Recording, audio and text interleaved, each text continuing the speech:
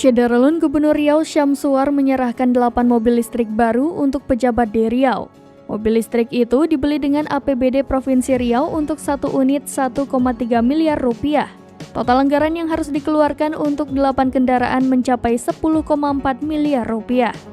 Mobil-mobil listrik itu nantinya akan diberikan kepada 8 orang pejabat di Provinsi Riau. Ke-8 pejabat yang mendapat mobil listrik itu adalah Gubernur Riau, Wakil Gubernur Riau, Sekda Riau, dan Ketua DPRD Riau. Kemudian Kapolda Riau, Kejaksaan Tinggi Riau, Komandan Lanut Rusmin Nurjadin, dan Badan Penghubung yang ada di Jakarta.